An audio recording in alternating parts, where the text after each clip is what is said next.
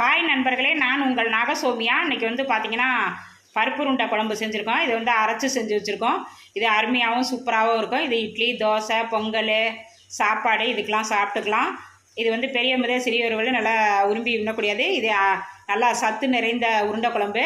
இதை செய்வதற்கு வாங்க வீடியோக்குள்ளே பார்க்கலாம். நம்ம இன்றைக்கி பருப்பு உருண்டை குழம்பு செய்ய போகிறோம்.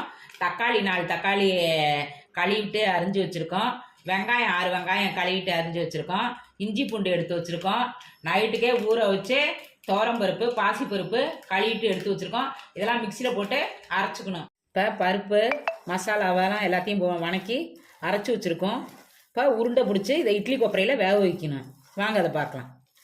இப்போ இட்லி கொப்பரையில் இப்படி உருண்டை உருண்டையாக உருட்டி வச்சு வேக விடணும். வேக விட்டு அப்புறம் குழம்பு செய்யணும். அப்படியே உருட்டி உருட்டி ஃபுல்லாக வைக்கணும்.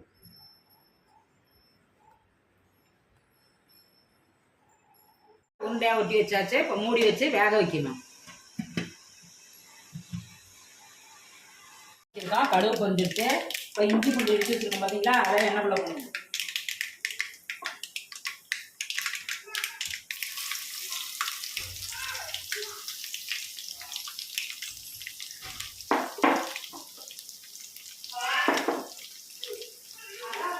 இப்போ வெங்காயம் எடுக்கணும்.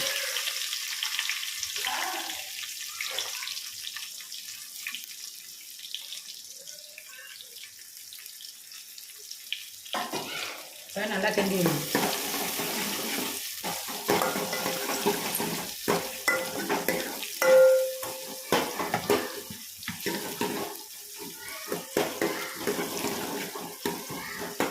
வெங்காயம் கண்ணாடி பதத்துக்கு அளவுக்கு வணங்கிட்டோம்.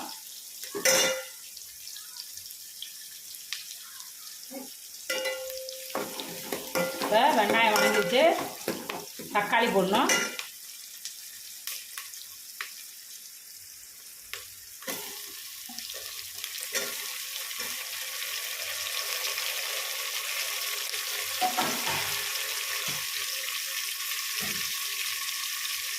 இப்போ தக்காளி நல்லா கிண்டிடணும். தக்காளி நல்லா வணங்கட்டும். நல்லா வெங்காயம் தக்காளி நல்லா வணங்கிடுது. இப்போ சிறிது மஞ்சத்தூள் போட்டுக்கிறோம்.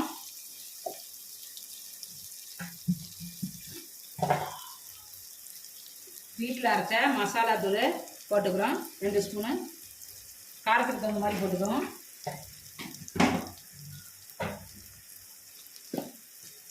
இப்போ கல் உப்பு போட்டுக்கிறேன் 1 ஸ்பூனு.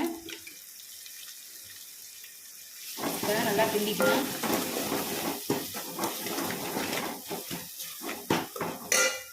இப்போ என்ன செய்யலாம், அந்த தேங்காய் இஞ்சி இதெல்லாம் அரைச்சி வச்சுருக்கோம் பார்த்தீங்களா, புளி இதெல்லாம் இஞ்சிலாம் அரைச்சி வச்சுருக்கோம். இஞ்சி தேங்காய்லாம் அரைச்சி வச்சுருக்கோம். அதை பத ஊற்றிக்கணும்.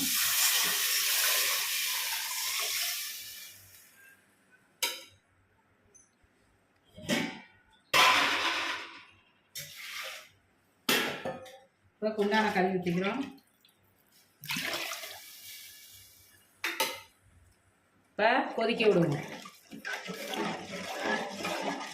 கொதிக்கிட்டோம். நல்லா கொதிச்சிருச்சு. இப்போ இந்த உருண்டையை வேக வச்ச உருண்டையை எடுத்து இந்த குழம்புக்குள்ளே போடணும்.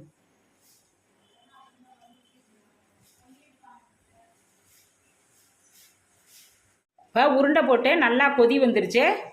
மூடி வச்சுருந்து அப்போ கொஞ்சம் நேரம் கழித்து சாப்பிட்லாம். இப்போ மூடி வச்சுக்கணும்.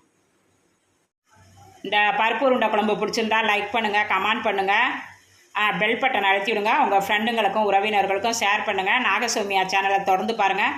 ஓகே, பாய் பாய்.